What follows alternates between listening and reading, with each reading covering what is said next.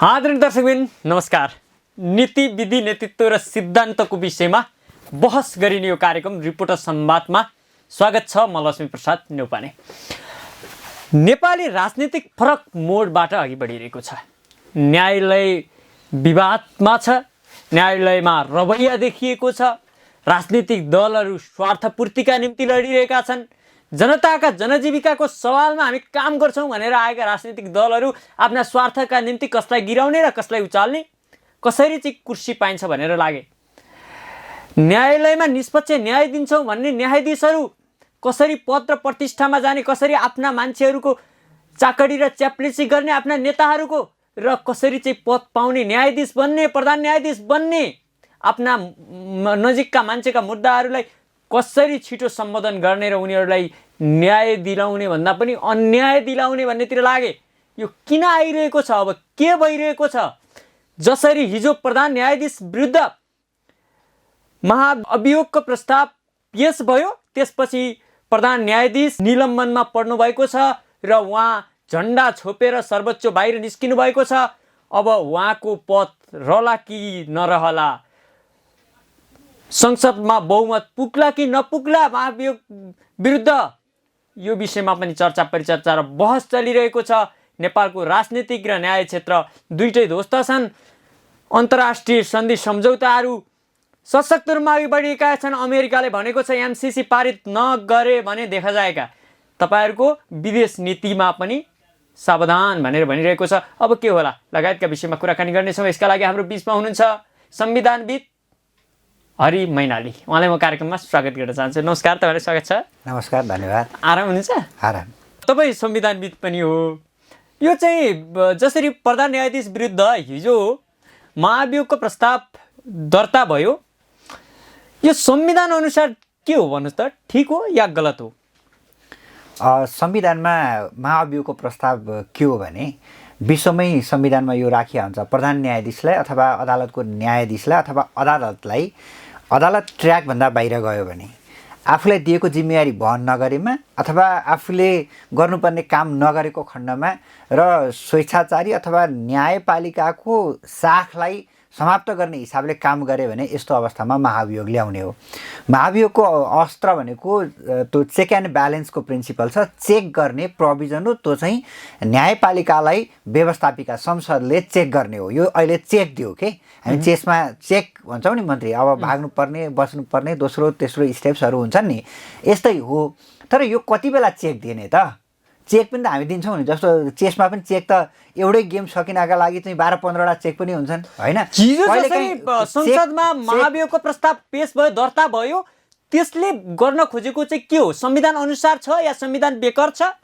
अहिलेको आवश्यकता हो कि होइन? मेरो प्रश्न त्यहाँनिर। संविधान अनुकूल होइन भन्न त मिलेन। संविधानमा महाभियोग लगाउने व्यवस्था छ, तर ल्याइएको कसरी छ र संविधानले परिकल्पना गरेको चिज यसमा आयो आएन। जहिले पनि संविधानमा भएको व्यवस्थाहरूको व्याख्या र त्यसलाई जोड्ने भनेको के भने संविधानको मर्म र भावना अनुसार ती कामहरू भयो कि भएनन्। हिजोको काम संविधानको मर्म र भावना अनुसार भयो कि भएन त? अब एउटा कुरा के छ भने अदालतभित्र चाहिँ अस्वेच्छाचारी भएको अथवा त्यहाँभित्र भएका करप्सनका कुराहरू सबै नआएका होइनन्, तर पनि हिजोका समयमा पहिलेका समयमा यिनै विषयहरूमा उठान भएर किन महाभियोग लागेन र हिजोकै समयमा आएर महाभियोग लाग्यो, जहाँ हिजोकै दिन फेरि अर्को एउटा राजनीतिक विषयवस्तु र एउटा राजनीतिक दलसँग जोडिएको मुद्दा पनि थियो। यिनै विभिन्न अवस्था हेर्दाखेरि महाभियोग कसरी आइरहेछ र किन जहिले पनि महाभियोग किन लगाउनुपर्छ भन्दाखेरि अदालतमा भएको नाजायज कुरालाई नियन्त्रण गर्ने संसदको कार्य यो हो। तर संसदै के छ भन्दाखेरि एक छैन नि। अहिले संसद कति बेला महाभियोग लगाउन योग्य हुन्छ, प्रस्ताव अगाडि बढाउन योग्य हुन्छ भन्दाखेरि करिब त्यो जुन महाभियोगको प्रस्ताव सुरु गर्दाको अवस्थामा संसदमा 2/3 बहुमतले त्यो प्रक्रिया सुरु गर्यो कि गरेन? त्यो 2/3 बहुमत संसद रहेको चाहिँ शक्तिले त्यो प्रक्रिया सुरु गर्यो भने यो औचित्यपूर्ण हो, होइन भने त औचित्यपूर्ण होइन नि त। त्यस कारणले जहिले पनि के हो भन्दाखेरि यहाँनिर यो महाभियोग के भयो भने ओभरअल संसद र संविधानको सिद्धान्त भावना र मर्म अनुरूपको कुरा के हो भने न्यायपालिकालाई ट्र्याकमा ल्याउनका लागि चेक देऊ भन्ने प्रावधान महाभियोगको व्यवस्था हो। तर यहाँ के गरियो भने यो पार नलाग्ने र पास नहुने महाभियोग ल्याइराखेको छ। यो किन ल्याइयो र कसरी आयो भन्दाखेरि राजनीतिक दलका स्वार्थमा, कुनै राजनीतिक दलसँग सम्बन्धित भएका मुद्दा, कुनै पनि राजनीतिक दलले स्वार्थ पूर्ति गर्ने विषयवस्तु जोडिएका मुद्दा अदालतमा विचाराधीन भएको अवस्थामा ती मुद्दाको परिणाम के भन्ने आधारमा एउटा महाभियोग आउनु। अनि भोलिको चुनावका विषय हिजो सँगसँगै आइरहेछ नि, अहिले चाहिँ प्रधान न्यायाधीश चलेन्द्र शमशेर जबराको चाहिँ सक्रियता बढ्यो, न्याय परिषदको बैठक राख्ने तयारी गरे, न्यायाधीशको सरुवाको कुरा आयो। जिल्ला अदालतका न्यायाधीशहरू चुनावको बेलामा चुनावमा उहाँ जिल्ला न्यायाधीशहरूको भूमिका हुन्छ। अनि अहिले प्रधान न्यायाधीशले जिल्ला न्यायाधीशहरूको सरुवा नभएको करिब 2 वर्षभन्दा बढी भइसक्यो। हेर्नुहोस्, प्रत्येक वर्ष चाहिँ आर्थिक वर्ष सुरु हुने बेलामा जिल्ला न्यायाधीशहरूको सरुवा हुन्छ। ती न्यायाधीशहरूको सरुवा हुन लाग्यो भन्ने कुराको आशंका अरे चुनावमा त्यसले प्रभावित पार्छ भन्ने कुराका आधारमा यी दुईटा कुरा हेर्नुहोस् है।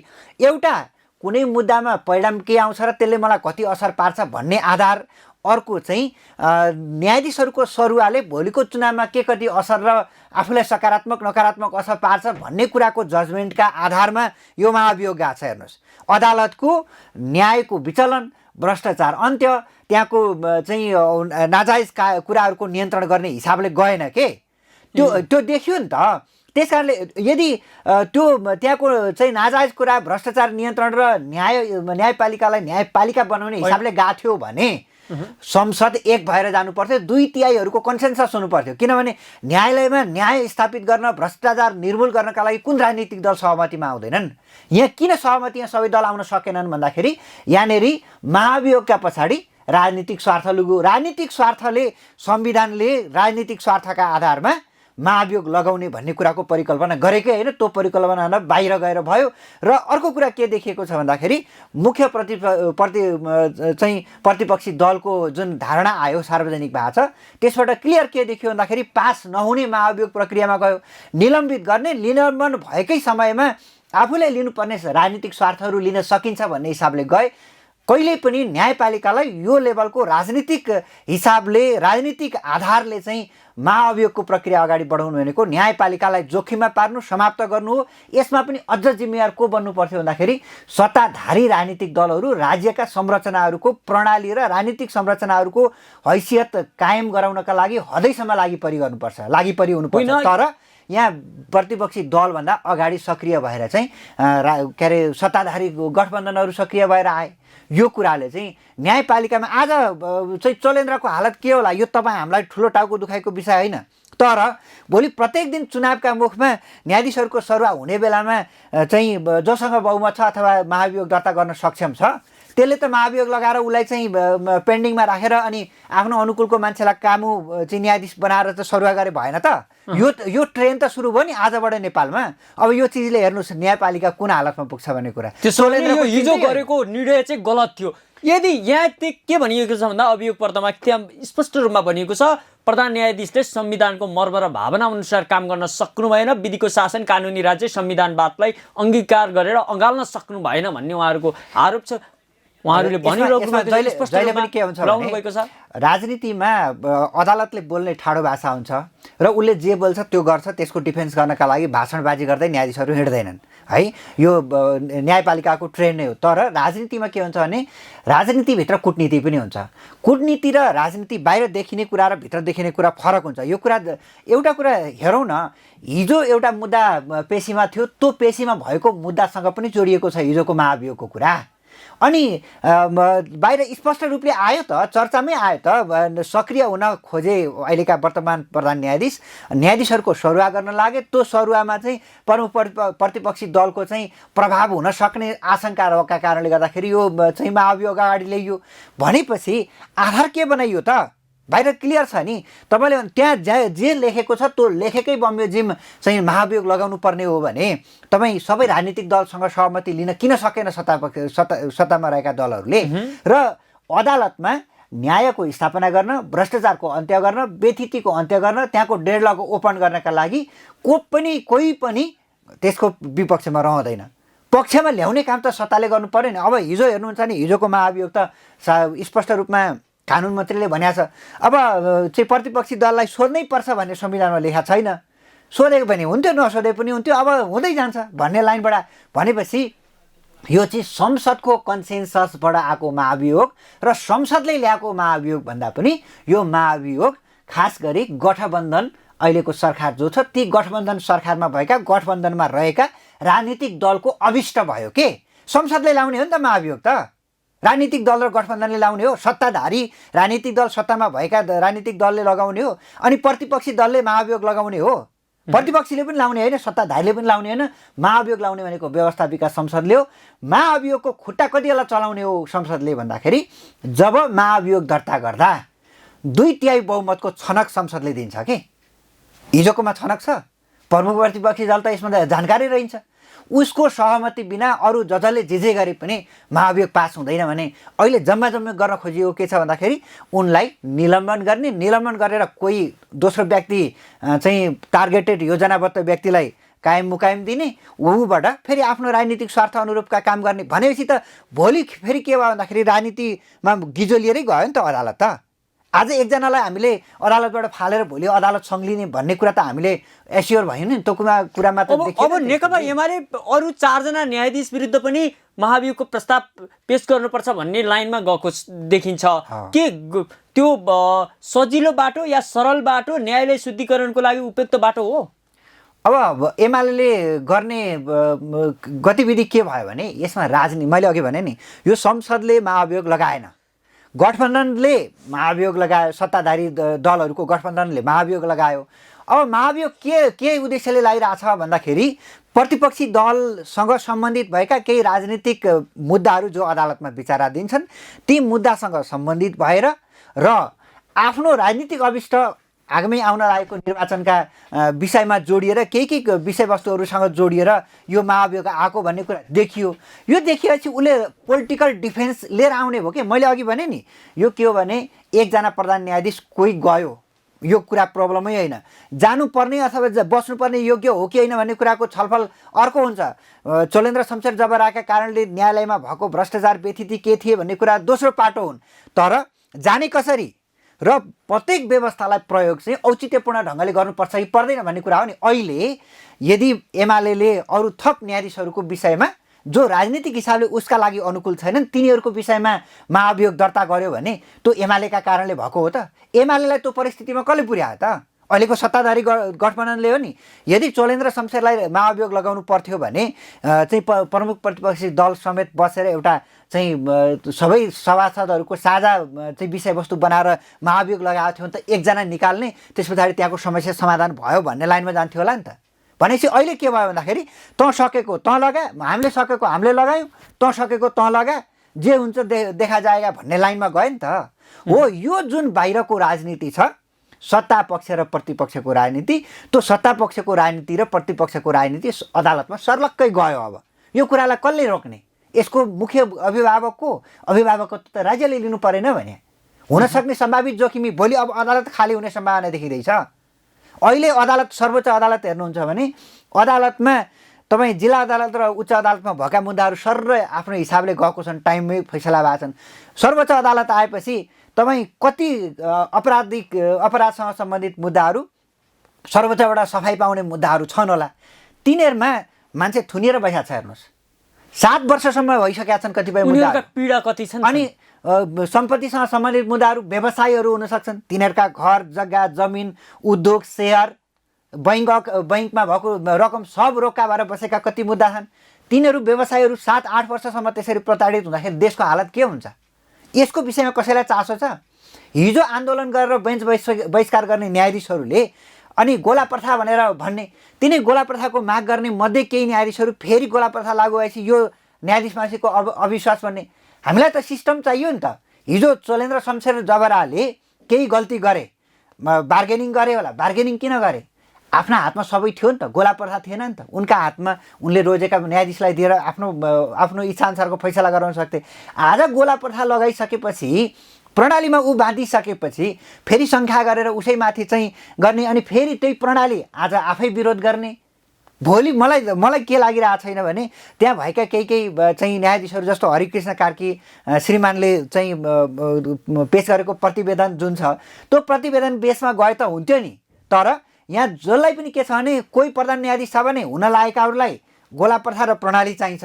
जब आफू भयो नि त्यसैले त्यो खारिज गर्छ। फेरि सर्वोच्च अदालतमा गोला प्रथा चाहिन्छ, प्रणाली चाहिन्छ भनेर भनेको कथा त यो लामो कथा हो। बिरालाका घाँटीमा घन्टी बाँधे जस्तै हो यो। बाँध्न कसले बाँध्ने भने आफू पुगेपछि आफैलाई खान चाहिने भनेपछि कोही पनि प्रणाली र व्यवस्थापनका केही व्यक्ति बाहेक छैनन्। हेर्नुहोस्, त्यस कारणले जुन अदालतमा सुशासन, अदालती चाहिँ न्याय प्रणाली, रुल अफ ल अनि त्यहाँनिर न्याय प्रदान गर्नका लागि र जनताका मुद्दाका विषयमा कोही पनि चिन्तित देखिएनन्। अहिले अदालतमा बहस गर्ने कानुन व्यवसाय बनाउँदा हाम्रा अग्रज कानुन व्यवसाय बनाउँदाहरूको उपस्थिति पनि गैर जिम्मेवारपूर्ण देखियो अनि न्यायाधीशहरूको उपस्थिति पनि गैर जिम्मेवार। तपाईँ त्यत्रो दिन बहिष्कार गरेर अदालतमा चाहिँ बेन्च बहिष्कार गरेर बसेका न्यायाधीशहरू गोला प्रथा प्रणाली आएपछि बिहान 9 बजेदेखि 5 बजेसम्म हामीले हेर्नुपर्छ, हामीले अस्ति खाएको पैसाको अदाइ गर्नुपर्छ, राज्यको पैसा खाएपछि मुद्दा यत्रो पेन्डिङमा छन् भनेर उनीहरूले त्यो एक्स्ट्रा टाइम थपेर हेर्नु पर्दैन थियो। तपाईँ पछाडि पनि के भयो भन्दा जब गोला प्रथा लागू गरियो आंशिक बेन्च हेर्ने, 12:30 बजे बेन्च बज्ने, 12:30 बजेसम्म कानुन व्यवसाय आन्दोलन गर्ने अनि बेन्च पनि 12:30सम्म नबस्ने। 12:30 पछाडि अहिलेको हालत हेर्नुहोस्, 12:30 बजे पछाडि बेन्च बस्ने, त्यहाँबाट मुद्दा हटाउने र यताउता हेर्दाखेरि पहिलो 1 नम्बरको मुद्दा यसो चाहिँ एक पक्षबाट बहस सुरु गर्दा खाजा खाने टाइम हुन्छ। खाजा खाने टाइम 1 घन्टा गइहाल्यो, 1 देखि 1.5 घन्टा, 1.5 घन्टा पछाडि फेरि निस्क्यो अनि त्यहाँबाट फेरि विपक्षीको तर्फबाट बहस हुन्छ।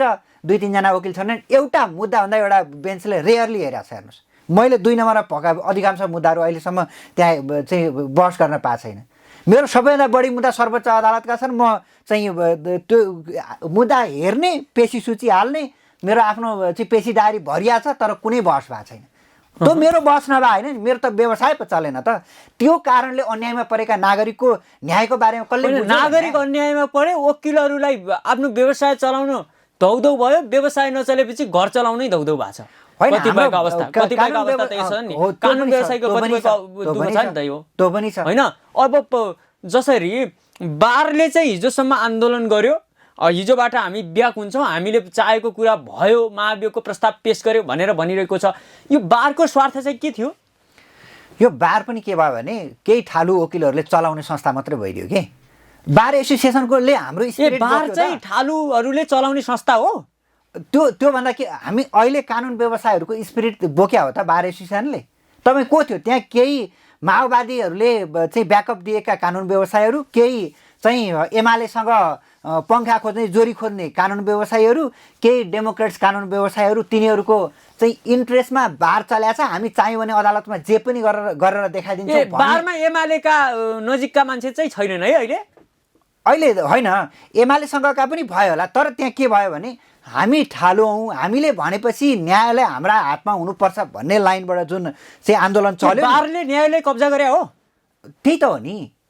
अहिले बार एसोसिएसनको चाहिँ न्यायालय बारले कब्जा गर्यो भने बारको त्यत्रो ठुलो भ्यालु त हुँदैन। हेर्नुहोस्, तर बार र अहिले पछिल्लो समयमा आन्दोलनरत न्यायाधीशहरू समेतको जुन केमिस्ट्री मिल्यो नि, त्यो चाहिँ फेरि समग्र कानुन व्यवसायहरूको रिप्रेजेन्ट गरेको होइन।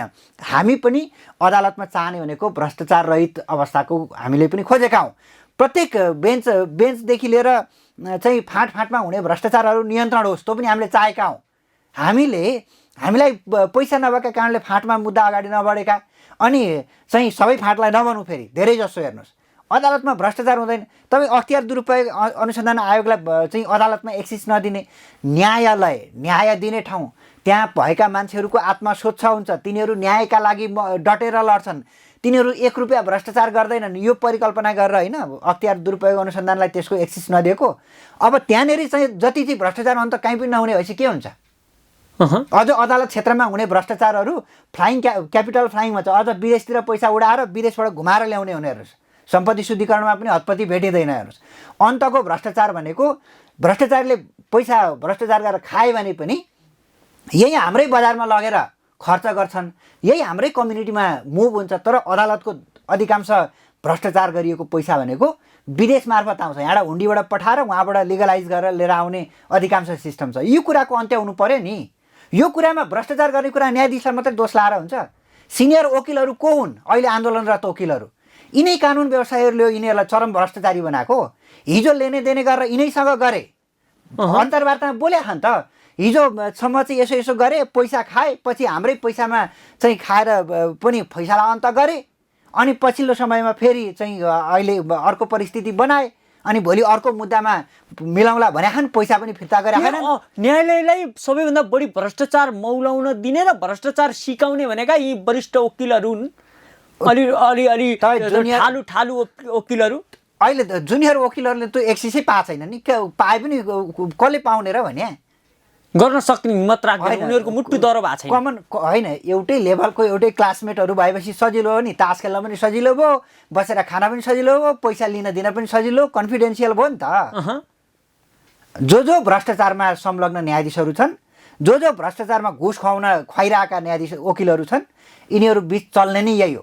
यिनै हो न्यायालयलाई पोल्युटेड गर्ने, अनि त्यहाँबाट फेरि यिनै हुन् आन्दोलन गर्ने, यिनै हुन् अदालतलाई कमजोर बनाउने। हेर्नुहोस्, अदालतबाट हामीले पनि खोजेको के हो भन्दाखेरि कोही पनि वकिलको मुख हेरेर चाहिँ फैसला नहोस्, वकिलको हाइट हेरेर फैसला नहोस्, मुद्दामा कानुनी व्यवस्था, त्यो मुद्दासँग विवादित विषयवस्तुसँग सम्बन्धित प्रमाण अनि कानुनी सिद्धान्त अनि तर्क, उचित तर्कहरू प्रयोग गरेर न्याय निकालियोस् न। त्यसका लागि एउटा चाहिँ भर्खर आजको के अरे चाहिँ दुई दिन अगाडि लाइसेन्स लिएको वकिलले पनि बहस गर्छ भने ती कुराहरू रेस्पोन्स हुनु पर्यो के।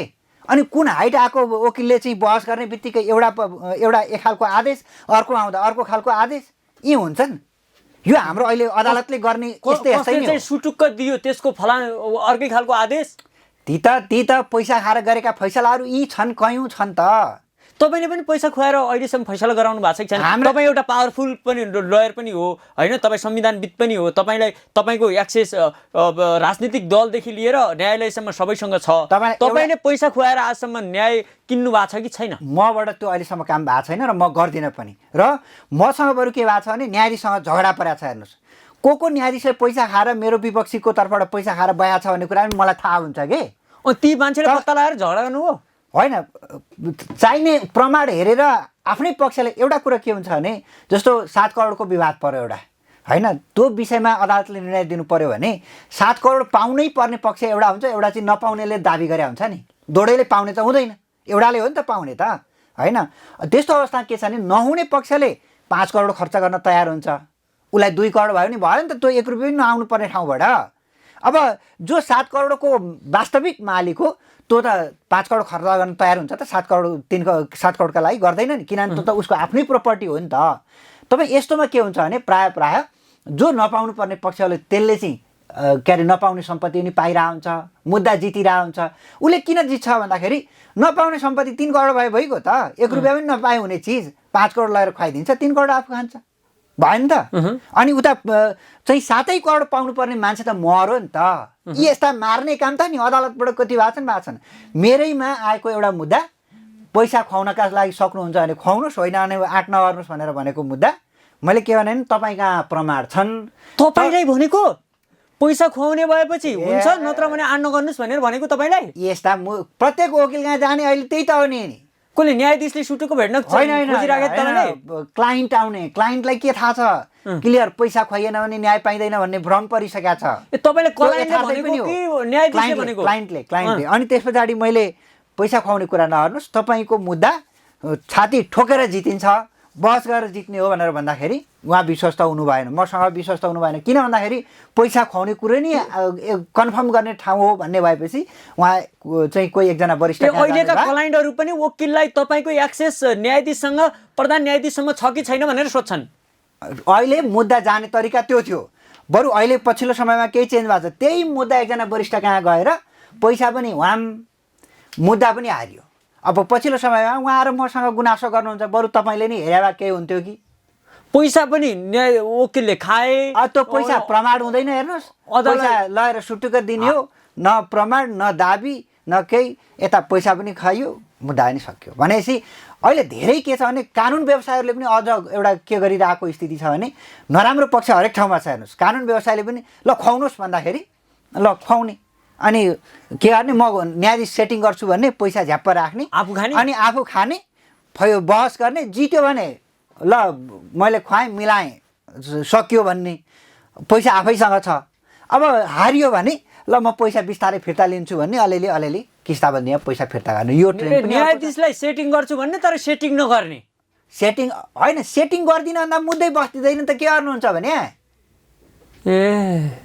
वकिलको पनि तनाव छैन त नयाँ अपकमिङ लयरहरूको यही भएर मैले भने नि तपाईँले चाहिँ न्याय त्यो दिनदिनै सर्वोच्चमा जानुहुन्छ जिल्लामा जानुहुन्छ उच्चमा जानुहुन्छ तपाईँ होइन एउटा प्रभावशाली लयर हुनुहुन्छ त्यो सुटुक्क खल्टीमा हालिदिने सिस्टम राख्नु भएको छ कि छैन हाम्रोमा त्यसो होइन सुटुको खल्टीमा हालिदिएपछि आउनुहोस् भन्छन् रे अनि सुटुको खल्टीमा हालिदिएन भने चाहिँ वास्तै गर्दैनन् वकिललाई भनेर त्यस्ता गुनासा पनि आउँछन् के हो यो वास्तविकता हो त्यस्ता सेटिङहरू दुईटा छन् हेर्नुहोस् एउटा न्यायाधीशबाट हुने सेटिङ भयो होइन एउटा न्यायाधीशसँग हुने सेटिङ हेर्नुहोस् त्यो खल्तीमा हाल्ने सेटिङ हुँदैन त्यहाँ त लाख करोडको कुरा हुन्छ हेर्नुहोस् त्यो भनेको कहाँ कुन ठाउँबाट कुन ब्याङ्कबाट हुन्डी गएर कस कहाँ पठाइदिने त्यो प्रमाण रहने गरी त्यो कामै हुँदैन अब अर्को चाहिँ तपाईँले भने जस्तो त्यस्तो चाहिँ सिइओसँग यिनीहरूसँग पनि मिल्नुपर्छ बैङ्कको सिइओसँग मिल्नुपर्छ ठुला नेपालको यो त कसरी चलिरहेछ भन्ने कुरा त यो खोज्दै जाने भने त्यति सजिलो विषय छैन त तपाईँ अनि अर्को कुरा चाहिँ अदालतभित्र फाँटहरूमा यसरी दिने प्रक्रिया जो छ त्यो चाहिँ तपाईँले भने जस्तो सुटुक्कभित्र पर्छ हेर्नुहोस् भनेपछि अब एउटा कुरा के हो भने शिर गतिलो भएन तल चाहिँ फेद गतिलो हुन्छ त सबैतिर भ्रष्टाचार कसले चाहिँ नखाने त मैले अघि भने कानुन जस्तै सर्वोच्चमा मुद्दा दर्ता गर्नलाई र मुद्दालाई अलिकति चलाउनको लागि माथिसम्म पुर्याउनलाई न्यूनतम कतिबाट सुरु हुन्छ वकिलले न्यूनतम कति दिनुपर्छ त्यो फाइल बोक्ने मान्छेलाई होइन त्यो त अहिले त्यो त्यसमा चाहिँ मैले अब पैसा आफूले खुवाएको पनि छैन तपाईँले सुन्नु भएको छ नि त मैले यति दिएँ साथी आज यति खायो यसरी गरेँ भन्ने कुरा त सुन्नुभयो होइन त्यो सबै फाँटमा त्यस्तो छैन फेरि कोही राम्रो कर्मचारीहरू पनि हुनुहुन्छ कोही राम्रो फाँट पनि हुनुहुन्छ म यो न्यायालयमा छु मेरो इज्जत छोडेर काम गर्नु हुँदैन भन्ने पनि हुनुहुन्छ कोही मान्छे पैसा नदिकन नगरी नहुने काम पनि रोकेर राखिदिन्छन् हेर्नुहोस् तपाईँहरू तिनीहरूका विरुद्ध किन लड्न सक्नुहुन्न लडेर तपाईँहरू न्यायका लागि लड्ने न्याय दिलाउनुपर्छ सर्वहारा जनतालाई पीडित व्यक्तिलाई भन्ने छ तपाईँहरूको तर तपाईँहरूले ती जो पीडा तपाईँहरूलाई वकिलका पीडा पनि त छन् नि होइन त्यसमा होइन कानुन अधिवक्ताका पीडा पनि अदालतमा बेग्लै छन् त्यो आफ्नै पीडा विरुद्ध पनि लड्न सक्नु भने तपाईँहरू अहिले त्यही त यसले के गर्यो भने भ्रष्टाचार गर्ने यसको निर्मूल गर्नु पर्यो के कानुन व्यवसायीहरूमा पनि समस्या छ कर्मचारीहरूमा पनि समस्या छ न्यायाधीशहरूमा पनि चरम समस्या छ यी भित्र त सबैले खेले नि त गलत गर्नेले सबैतिर गरे जस्तो मैले अघि भने नि कर्मचारी नखाने भए पनि कतिपय फाँटमा कर्मचारी नखाने भए पनि कतिपय वकिलले के गरिदिन सक्छन् भन्दाखेरि यो त्यहाँ फाँटमा मिलाउनु पर्छ फाँटको कर्मचारीलाई पैसा दिनुपर्छ भनेर क्लाइन्टबाटै मागिदिन्छ हेर्नुहोस् होइन अब कतिपय फाँट के हुन्छ भने कामै हल्लिन नसक्ने भएपछि पैसा नमागी पनि हुँदैन होइन यो भएपछि कतिपयले दिनु नपरे पनि मागेर आफू राखिदिने कतिपयले दिनै पर्ने भएका कारणले माग्दिने यी सब कुरा के भन्दाखेरि यो सिस्टममा विश्वास नभएको कारणले एकले अर्काले बिचमा कहाँ कसले अवसर प्राप्त गर्छ त्यसैले चाहिँ क्लाइन्ट लुट्ने बाहेक अरू केही पनि भएन यसको समग्र सुधार अहिले प्रहरीमा परेका मुद्दाहरू हेर्नुहुन्छ भने क्रिमिनल ल बुझेका वकिल कहाँ मुद्दा आउँछन् हामी क्रिमिनल लको चाहिँ क्षेत्रमा त्यसैमा म स्पेसलाइज गरेर त्यसैमा काम गरिरहेको छु मैले अहिलेसम्म प्रहरीको हिरासतबाट आएका मुद्दाहरू रेयरै भेट्छु सबै सेटिङबाट चाहिँ के अरे अदालतमा इन्ट्री हुन्छ अब अदालतमा इन्ट्री गर्दा जहिले पनि के हुन्छ भने क्रिमिनल केसमा प्रहरी समक्षको अनुसन्धान र बयानहरू सबै सकाएर अदालतमा चाहिँ गरेको बयान जो छ पहिलो बयान थुनछेक बहस अगाडि त्यो बयान गर्नुभन्दा अगाडि गरेको बकपत्र छ नि अदालत समक्षको त्यो अदालत समक्ष गरेको बयान जुन छ त्यो बयान चाहिँ यति पावरफुल हुन्छ त्यो बयान बिग्रियो भने तपाईँ यहाँ के छ भने अब वकिलले पनि कहिलेकाहीँ नाजायज ढङ्गले वकिलले सिकाएपछि हो भन्नुपर्छ मान्छेले बरु जे भएको त्यही भन्दाखेरि छुट्ने मान्छेहरू त्यो कानुन व्यवसायहरूले चाहिँ सिकाउँदा के भन्दा के हुन्छ भन्ने कुरा नबुझिकन त्यो सेटिङमा आउनेहरू हुन्छ नि जो तिनीहरूसँगको सङ्गतले त्यो जे भनौँ त्यही भनिदिएका कारणले छुट्ने केही नपर्ने मान्छेहरू पनि जेल परेका छन् के भने क्रिमिनल लमा प्रत्येक अपराधी थुन्नुपर्छ भन्ने हुँदैन हेर्नुहोस् क्रिमिनल लमा मान्छेमा रियलाइज गर सोसाइटीमा ल्याएर सोसियलाइजेसन गर भन्ने हो न्यायालयमा पनि अन्यायको खाडल छ है भनेपछि हाम्रामा क्रिमिनल जस्टिस सिस्टममा त्यस्तै पहिरो छ त्यस्तै समस्या छ तपाईँ त्यहाँ पनि न्याय प्राप्त गर्ने कुरै छैन हेर्नुहोस् अरू सिभिल र प्रोपर्टीसँग जोडिएका मुद्दाहरू त सबैको आँखा जोडिएका तपाईँ बिचौलिया पनि त्यही हुन्छन् न्यायाधीश पनि त्यही हुन्छन् ठुला वकिल पनि त्यही हुन्छन् साना वकिल पनि दौडिरहेका हुन्छन् हस् त महत्त्वपूर्ण समय दिएर यहाँसम्म आइदिनु भयो यसका लागि म धेरै धेरै धन्यवाद दिन चाहन्छु। तपाईँको टेलिभिजन मार्फत न्यायालयमा र न्यायका नाममा हुने यथार्थ मैले आज बताउन पाएँ, यसका लागि पनि धेरै धेरै धन्यवाद। आदरणीय दर्शकबिन, आज हामीले बहस गऱ्यौँ न्यायालयभित्रका समस्या, चुनौती र ती समाधानका उपायहरू, जसरी प्रधान न्यायाधीश विरुद्ध हिजो पेस भएको अभियोगलाई अब कसरी लिएला, महाभियोग पास हुने अवस्था के छ, कस्तो छ भन्ने विषयमा पनि चर्चा गऱ्यौँ। यो कुराकानी हेरेर तपाईँहरूलाई जस्तो लाग्यो त्यस्तै सल्लाह सुझाव र प्रतिक्रिया दिन नभुल्नुहोला भन्दै म लक्ष्मीप्रसाद नेउपाने पनि बिदा हुन चाहन्छु। हस्त नमस्कार।